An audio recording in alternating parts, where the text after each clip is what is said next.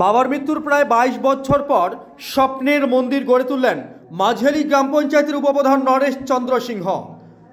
আজ ওই মন্দিরের শুভ উদ্বোধন ছিল। এমনই একটি দৃশ্য ধরা পড়েছে WB নিউজ টিভি চ্যানেলের ক্যামেরায়। ঘটনাটি ঘটেছে উত্তর দিনাজপুর জেলার চোপড়া ব্লকের মাঝেলি গ্রাম পঞ্চায়েতের বৌদিগঞ্জ এলাকায়। দিন প্রায় 110 জন মহিলার সঙ্গে পায়ে হেঁটে নদীর ঘাটে এসে পৌঁছান মাঝেলি গ্রাম পঞ্চায়েতের উপপ্রধান নরেশ চন্দ্র সিংহ। এদিন সাংবাদিকদের মুখোমুখি হয়ে নরেশবাবু জানিয়েছেন, বাড়িতে একটি মন্দির স্থাপন করা হলো। বাবার স্বপ্ন ছিল একটি মন্দির তৈরি করার, তখন সম্ভব হয়নি।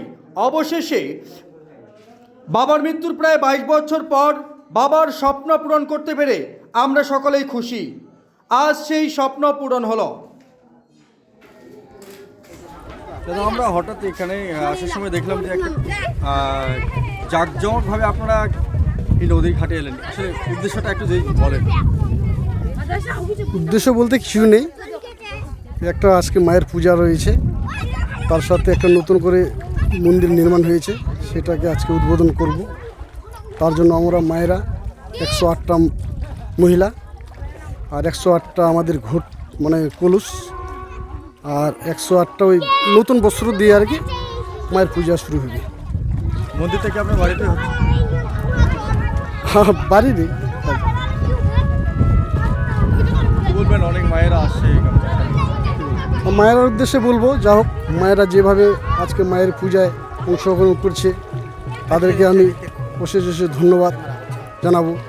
খুব ভালো লাগছে। ভর্তি চলিতেছে নার্সারি থেকে নবম শ্রেণী পর্যন্ত অ্যাডামস স্কলার একাডেমিতে। আপনাদের সহজ চোপড়া কলেজ পাড়ায় সম্পূর্ণ CBSE কারিকুলাম দ্বারা পরিচালিত। তবে আর দেরি কিসের, আজই চলে আসুন আমাদের প্রতিষ্ঠানে। সব তো পড়ার ইচ্ছা, আমার বলে কিছু নেই, এটাই হচ্ছে। একজন জনপ্রতিনিধি হিসাবে মায়ের মন্দির উদ্বোধন হবে, কি চাইবেন মায়ের কাছে একটু যদি বলেন। আজকে তো সত্যিকারে বলতে আমি মিডিয়ার সামনে আসতেই চাইনি।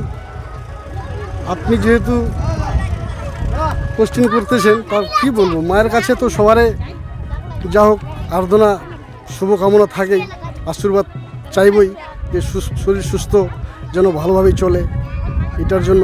আর বিশেষ করে আমার যে একটা বাবা মায়ের যে স্বপ্ন ছিল বাড়ির মন্দির করার জন্য, সেটা আজকে যাই হোক, আমার বাবা 22-23 বছর আগে মারা গিয়েছে। হয়তো বাবার আজকে সেটা মানে মরার পরে আজকে হয়তো একটু এটা তৃপ্তি পাবে। আপনি কি এটা ইচ্ছে করেছিলেন যে আমার স্মৃতিতে মন্দির, ভালো একটা মন্দির? ইচ্ছা বলতে না, চেষ্টা ছিল আমার শুরু থেকেই, যে একটা বাবা যেহেতু বলে গেছিলেন, বাবার যদি আশাটা আমি সেই দিন পূরণ করতে পারি, চেষ্টা আমি চালাইছিলাম।